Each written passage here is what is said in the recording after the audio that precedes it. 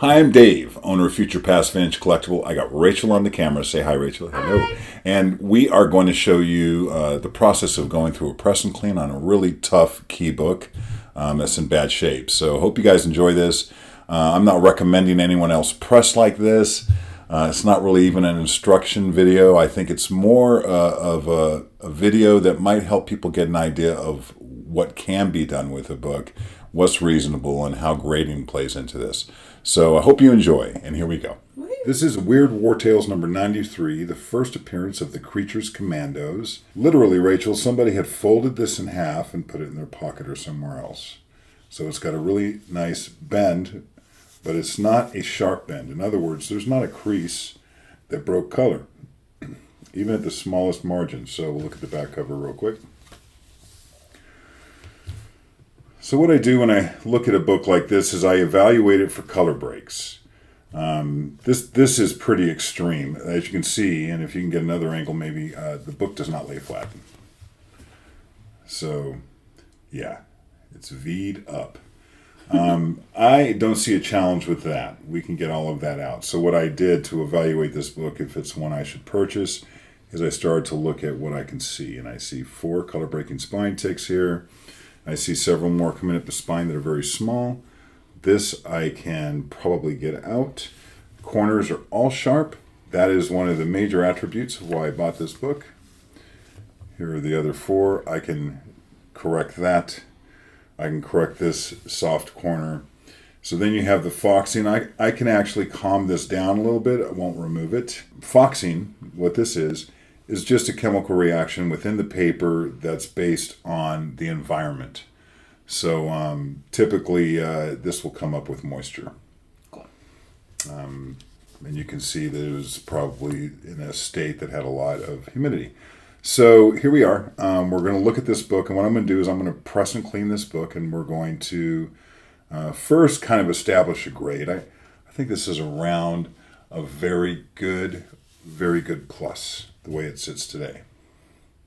What do you think, Rachel? Because of the crease? Yeah. I mean, the fact it's not color breaking, it could be a 5.0. It could be a good. Okay. Good. So we think somewhere between a 4 and a 5. Because it does have some color breaks, so that's not the only issue. If it was in a bag, it actually pushes up so you can feel it. It almost feels like it's water damaged in a bag. It's not, though. It's not at all. But it's got that texture to it that it kind of pops and makes a weird feeling when you have it in a bag. So what I do first is I'll use a chamfered board. I'm using an older chamfered board that's a little bit bigger than the book. This is actually for Golden Age books. And What's a chamfered board? If someone this board has a bevel that has been laser cut into it that is a really small grade, but it can get an angle. There we go. But it does grade down. And the reason I use this board is really just so I can tuck it in to the spine without pushing the spine with a square board in an awkward position. This is natural. It naturally fits the book. The only real work I do on this is cleaning. That's non-evasive, that doesn't have heat or roller balls, and then correcting the spine. Stress with this, which I showed you in my last video. It is a tack iron. It's what I primarily use. I have this one set on its internal temperature at 105. It works really well for me at this temperature. So what I'll do first is I always clean the book, and I like to use 3 or 4. Most time these are round. These happen to be square, and they have a little bit of an edge to them, so they pick up dirt a little bit better. The reason I use more than one is so I don't leave any finger marks. The pressure I'm putting on here gets absorbed evenly. And this is really just to get out microparticles of dirt. Yeah. Very slight dirt, but you can see a little more bit. On the back cover. You can see a little dirt. Not a lot of dirt usually comes off unless there's a lot of dirt.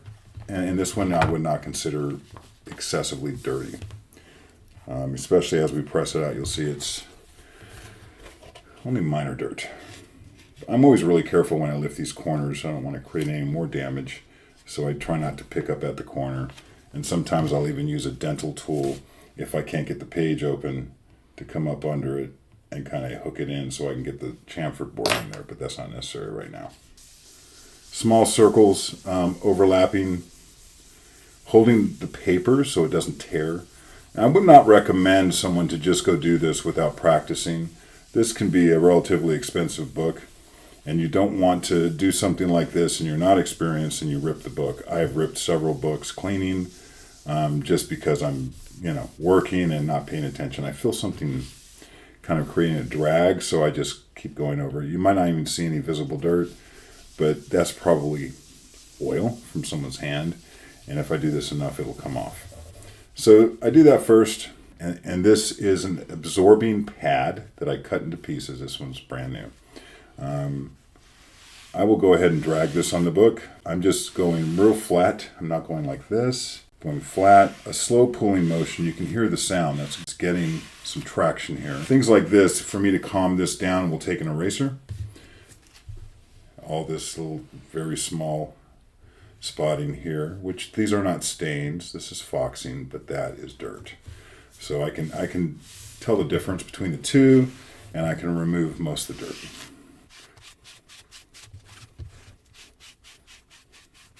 Once I do that, I'll do this again. And the way I'm handling this may not be the way you do it. It depends on how long you've been doing this. I've been doing this for quite a while. I've done a lot of books. You can see the smallest amount of wear right here. Mm-hmm. But it's not a fold. It's just wear. However, it was sitting. It was probably sitting there. See, even something like this, dirt right here. I can take up some of it with this, but not all of it. The eraser will get that right up. Okay, I'm going to go do the front cover now. In cleaning and pressing a comic, I always clean before I do anything else. There are times you might have to put it in a press for a moment or two to remove some barriers to cleaning. Not in this case, so I've already done this. Are you ever afraid that the ink will come up when you do that? It can, and that's why I always check. In this era, not as much. I've seen it in like some 60s books where in this area especially, I might be, and this is not that abrasive, but I might be going like this and all of a sudden it creates a run. The ink almost gets a dirt texture to it where it just starts coming up. So I have to be careful, but I'm pretty good at understanding what I'm working with, and I go slow, and that's why I start with this. And when I'm pressing like this, it's not hard whatsoever. It really is just a light press. And sometimes I'll go much slower. Just depends on what I'm working on. This book is pretty solid. It's shiny. I do not look at a 5.0, for instance, when I look at this. I see it for what it's going to look like. So now that I've done all that, I will work on the spine. And what I work with, guys, is I have boards here, and then I have cold press boards under that, which are made of plexiglass. I work with a pedestal, so as I move the book back and forth, I can actually have a ledge. So as I go into doing spine work and other things, I can actually get the whole book instead of having to push it over the side of the table and work awkwardly. So this way is the easiest way to work.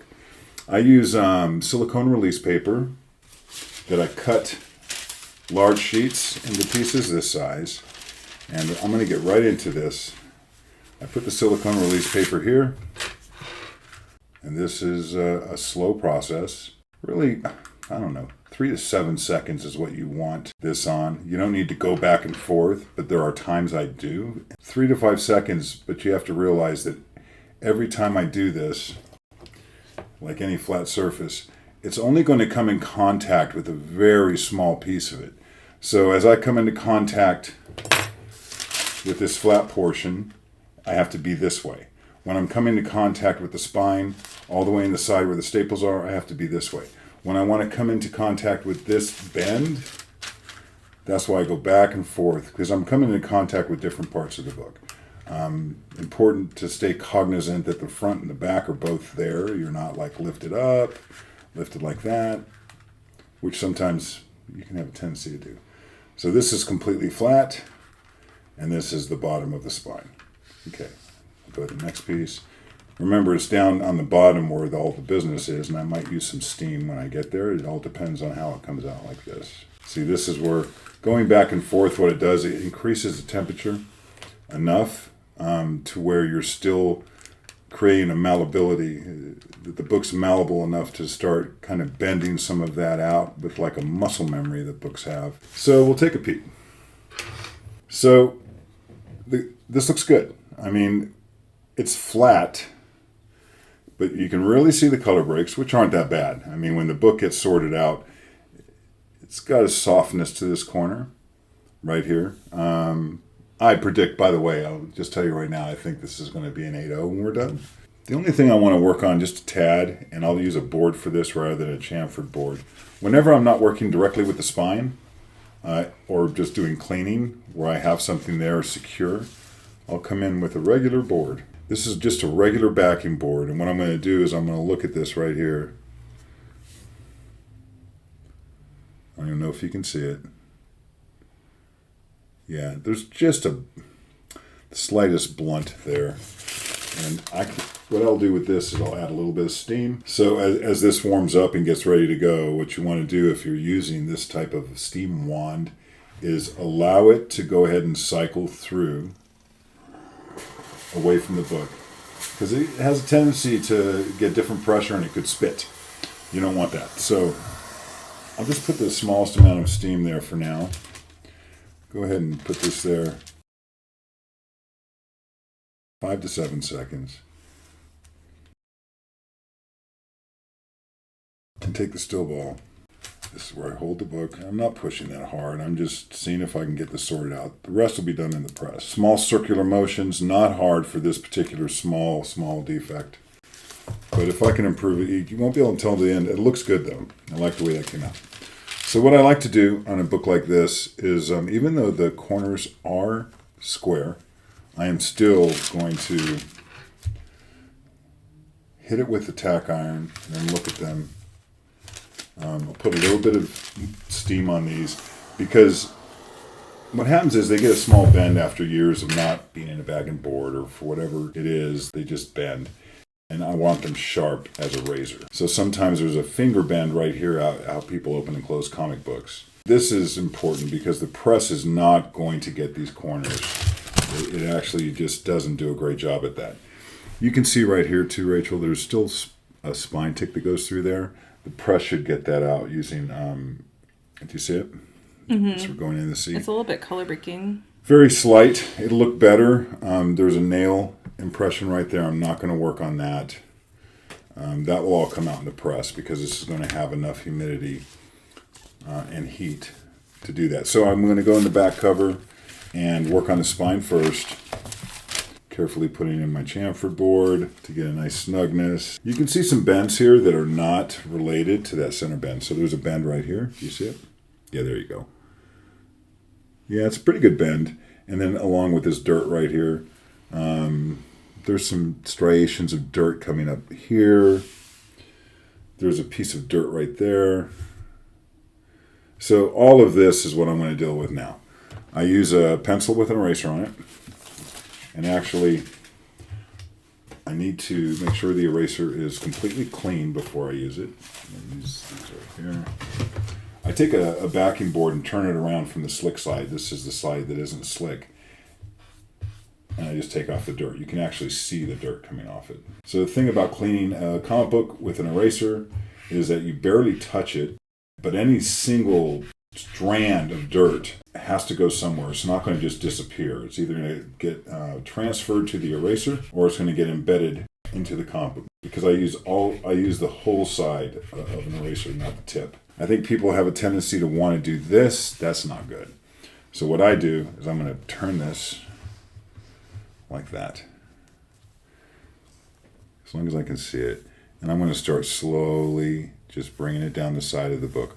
It's a little bit time consuming, but it's much more even and you're not going to see the marking on the book. See the dirt we're picking up? Mm. Can also use your, there you go. Oh, it came back off. I'm going to have to turn it around so I can really see the other side. So you can see that there's some color breaks here coming along. A dozen. So the staples look pretty solid. This one, not the best in the world. And that has nothing to do with damage. That's just the way the book is. I'll slowly go up and down the spine, go in one direction, working my way up. What I'll do is the dirt that's really visible, I will attack it all individually. I would say a book like this, you are not trying to go fast. You're trying to be accurate and get the best grade you can possibly get. And once that spot has dirt in it, it's not going to pick up the same, so you definitely want to keep cleaning your eraser and also clean the book. Get those strands of dirt off. There's a little bit of dirt here. What I'll do is just slightly touch it with the very corner. And what I'm doing is I'm barely touching this book. But if I do this over and over, it's not going to leave a large white mark. It will just remove the dirt. Try to work right on top of the dirt. Like right here by the staple, I'm being extra careful. I'm barely touching. I see a little dirt line here. Still go in one direction. I'm just pulled it up a little bit so I can get to the dirt a little more. I want to hit this. So the way I do this is I'm just using the very corner of my eraser. There are smaller erasers you can also do. And I'm just going to go up. I'm not rubbing backwards, I'm only rubbing up. I'm going to do this for a moment until it starts to go away, which you see it doing. I'm going to go up away from the spine now, and I'm barely touching again. I can feel a slight amount of drag.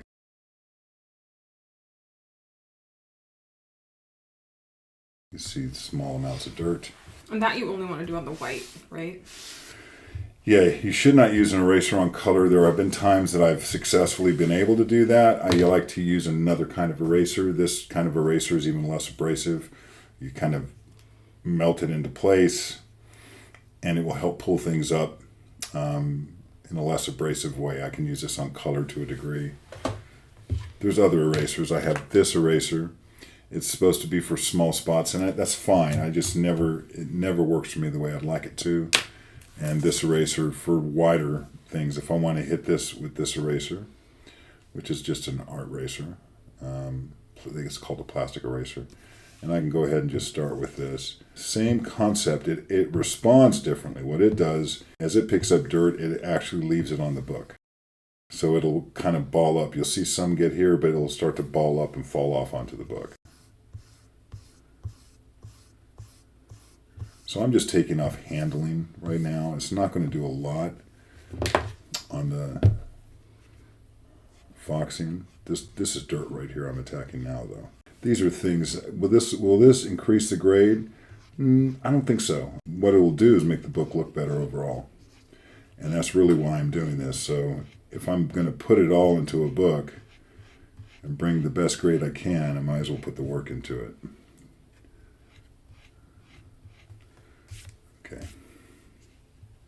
Okay, you can see right here this impression.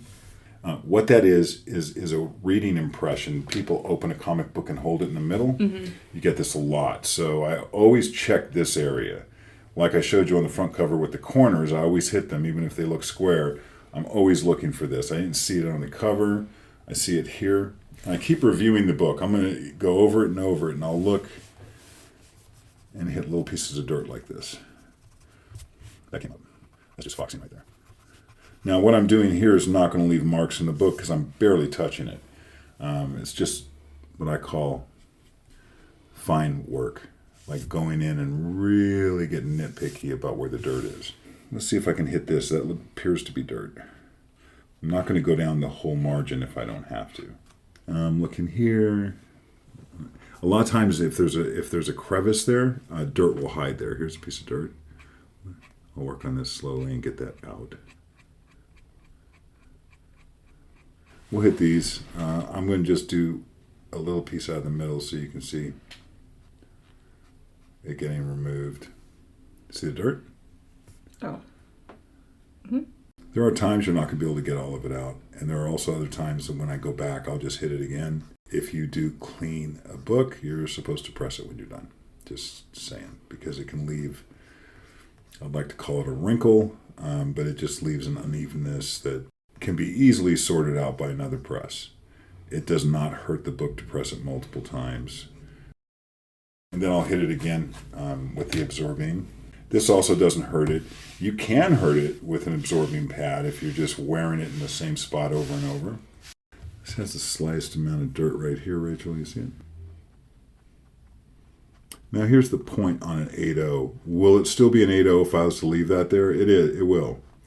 Now we're just really showing you how to clean it. Well, there are times that I will go out of my way to make a book as great as I possibly can because it's key.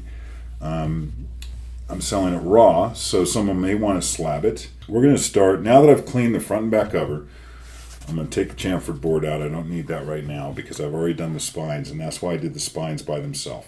I may do them again at the end. You got impressions here. It's just like a bend that's separate. You've got this bend.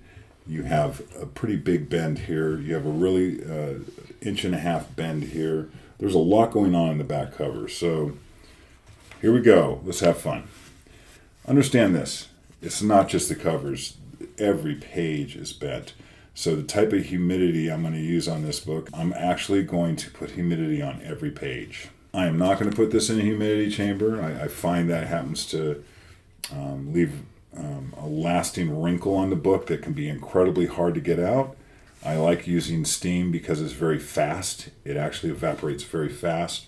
I'm trying to inject more moisture into the book, more humidity into the book, so it's malleable. And then when the heat is applied, the heat and pressure, it will remove that and leave the book sorted out. So just for laughs, let's go right down the middle. I will use a little bit of steam just initially. I won't have to use a lot. I think this is going to sort right out. With just the tack iron? I think you're going to see a massive improvement. Okay. Now, the book won't lay flat because every single page is bent that extreme. But this is the way I find out if there's color breaks, because once you put this in there, everything stands out even more. There's no color breaks in that.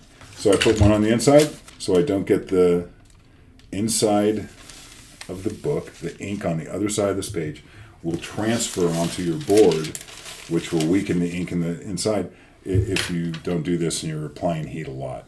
You can not use that and be fine most of the time, but it's just good practice. I also like to put a piece of silicone release paper on the inside, so the moisture I just put on there steams back up, because this will not let go of moisture. It'll steam back up and go back and forth. So it calmed it down a great deal.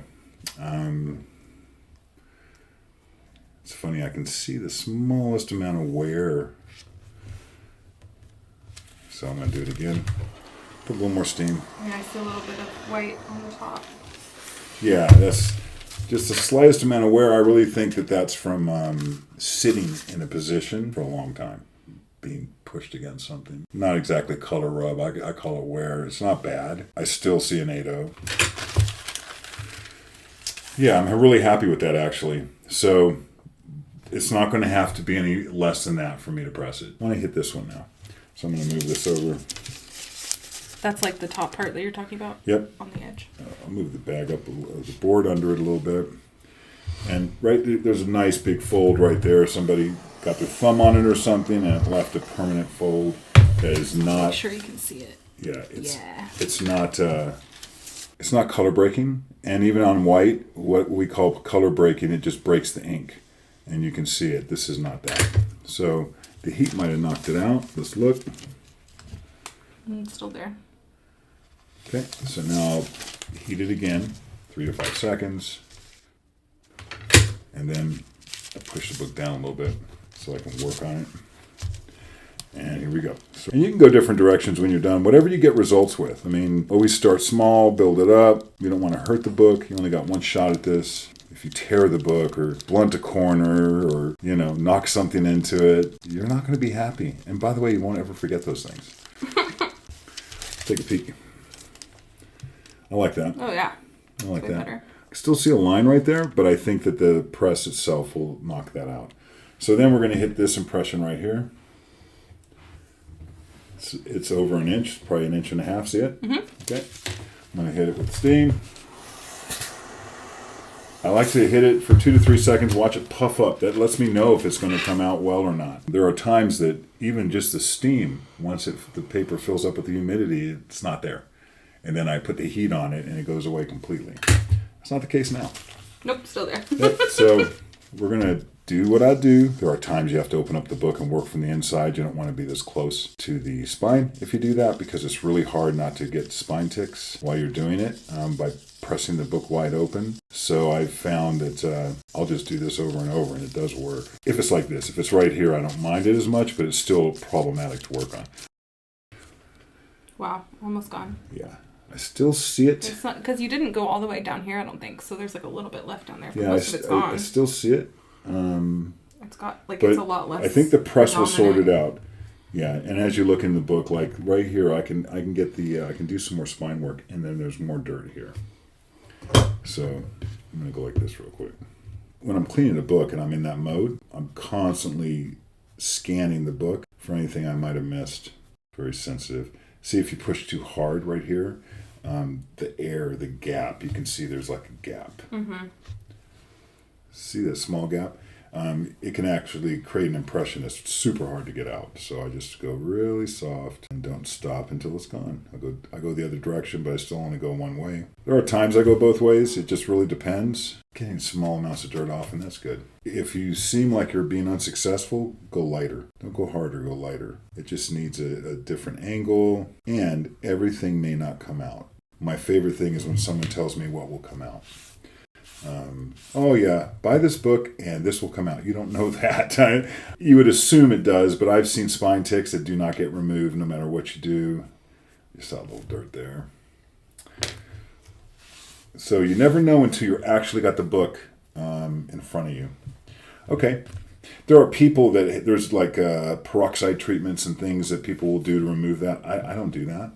That's not a practice that I'm into. So I'll sell it the way it is. If somebody wanted to buy it and do that, they can do that. For me, I haven't seen the proof of concept out there. It's like been a year. So I really want to make sure books don't disintegrate after 3 years. All right, so I'm going to go ahead and hit some of these micro spine ticks I think I can get out. And the way I do that is I actually, when I hold this, I push the chamfer board, making sure it's there. And sometimes I'll even lift it so I get a different angle. And the reason you focus on the spine before you press it is because the press doesn't really do anything with the spine. It doesn't. The best way to understand that is just like this curl. If this was in a press, it's only going to press so much. You don't want to press it like that.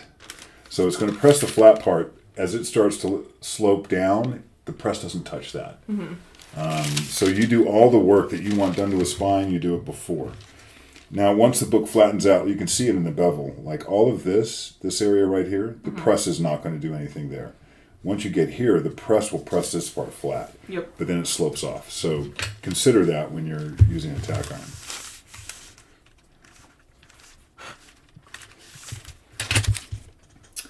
Okay, I'm not seeing a lot of...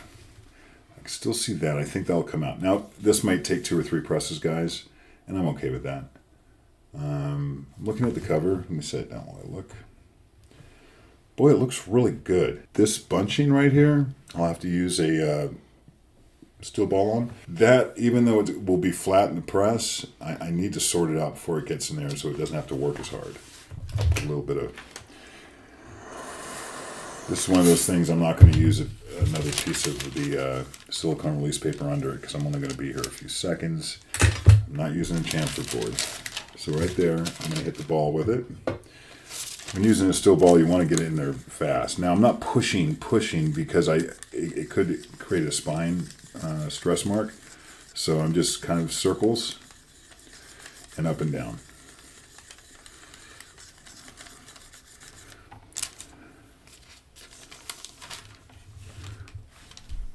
Then I use my finger.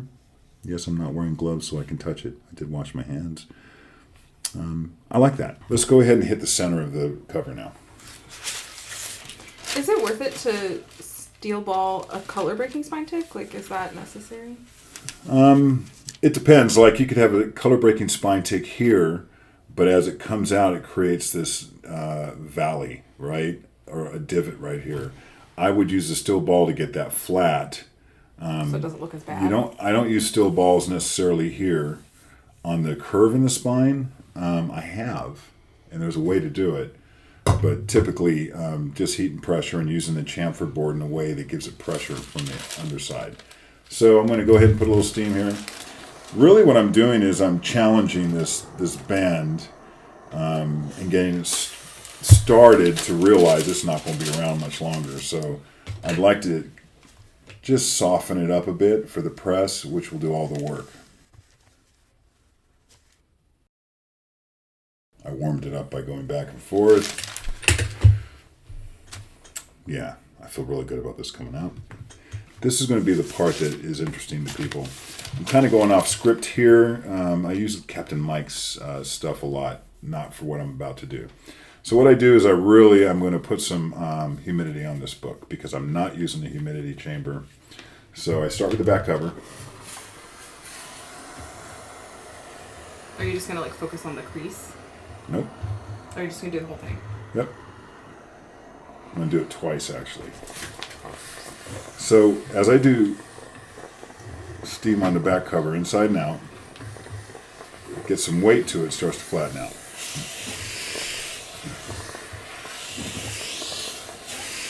By doing this will also help the page quality a tad in terms of color. I do about 3 pages at a time because this will go through about 3 pages like I'm doing it because I'm doing it very close. But if I didn't do this, it wouldn't come out nearly as well as it's going to, page by page. 3-4 pages.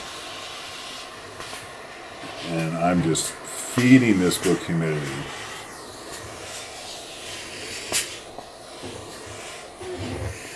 Smell it?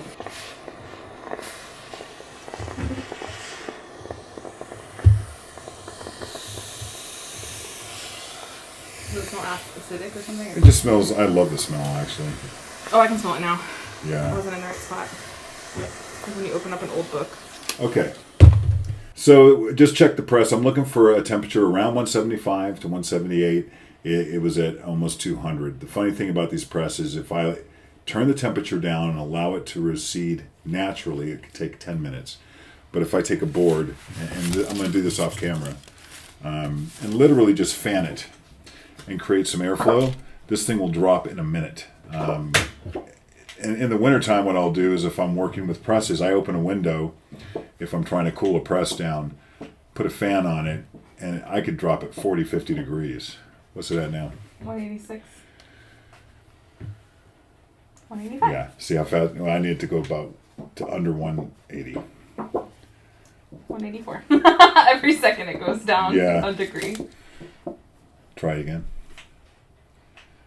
183. So I might not have it set low enough.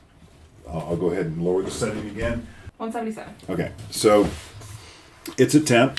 What I'm going to do now is I'm going to start inserting the what we call sandwich. Sandwich time. Sandwich time. I actually use backing boards. I used to use magazine boards. I use backing boards on the inside now. The reason you want something on the inside of every book, if you can, when I say inside, I'm talking staple. Middle page. Yep, dead center. So the reason you use something like this, it doesn't matter if it's tucked in tight or not. It will protect the staples because if too much pressure and moisture are on the book, you'll get a bubble where the staples are because staples are not consistent. And like these are tucked in pretty well. Sometimes they're sticking out or they're crooked. And if the book gets a lot of pressure, that metal is not going to get pressed. So it'll push through the book and create problems. So that is to protect the covers. And then I put the thicker gauge paper. And you can look at our description. We have an explanation for, you can look at our Amazon store and see all these things for sale. We don't sell them, but just to see what kind of paper it is. I'll put one under the front and one under the back cover. And it needs this to press against to give it some stability so it knows what flat is. I'll use the back. If I just pressed it against the paper, it could sort out, but chances are that it can also take a groove to the paper and it's just not as pristine. So now I've got these in. I've got them all the way to the spine.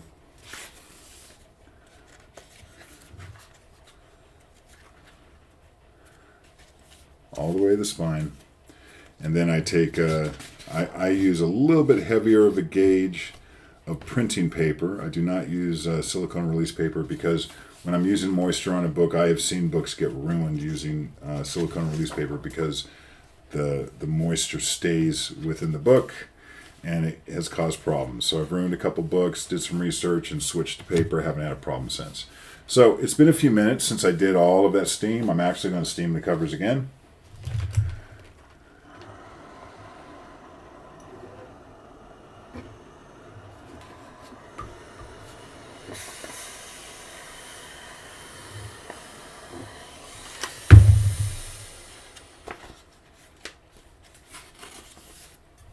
Oh, you're not wearing gloves. I'm barely touching this book. I am not going to leave a fingerprint in this book. It just comes with experience. And also this type of paper, the ink is really well contained in this paper. Okay, so now I'll put it in the sandwich. Make sure everything's sorted out. I'll set it on a steel plate. This is an aluminum plate, pretty heavy gauge actually. Set it in the center of, you have to work pretty quick by the way when you have humidity on there. Set it in the center of the press. Only the platen is hot, only the top. So I will now, let me fill this. It's a little bit too tight for this particular book. It's creaking, but that's not because I'm stressing it. It's just, it's going to get a lot of action. Okay, I do not have it very tight. With a limp wrist, I can do this. I don't want to challenge the staples. By pressing it too tightly, you can actually start to push staples out or recess the staples. So what I do is just, I'll do a light press. I have this set, actually, started the timer a little early. I have this set for 15 minutes. I'm actually going to press this for a half hour. I'll press this for a half hour, give it a 24-hour cool down, and then I'll show you guys what I got. I assume I'll have to press it 2 to 3 times because of every page being that bent. If I put it in a humidity chamber, it might come out once, but then I might have a rippling on the paper that I can't get out in 10 presses.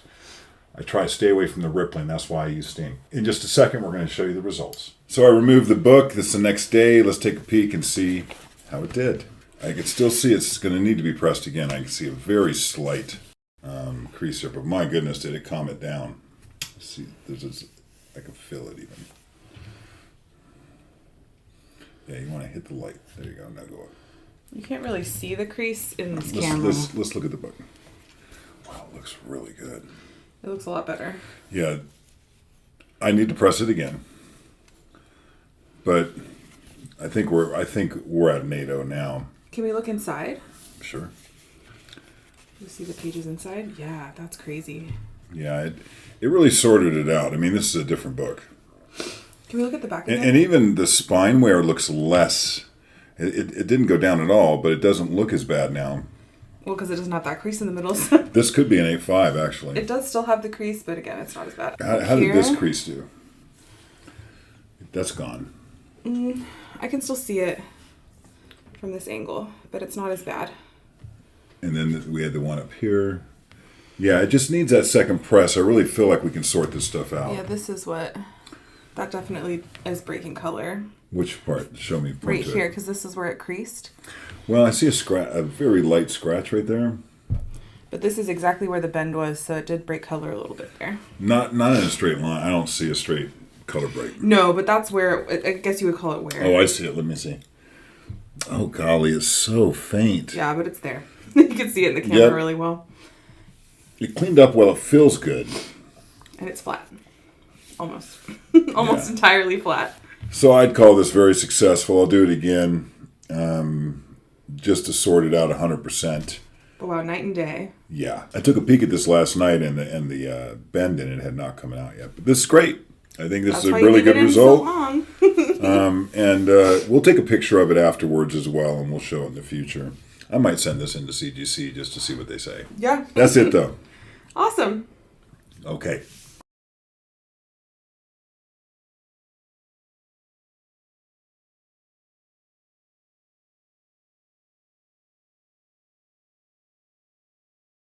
Thank you guys so much for watching this episode. Don't forget to like, comment, and subscribe if you like this content. We have an Amazon store linked at the top of the description if you're interested in any of the products that my dad uses for pressing. And don't forget to follow us over on Instagram, where we do live sales every single Monday from 5 to 7 p.m. Pacific Standard Time. See you later.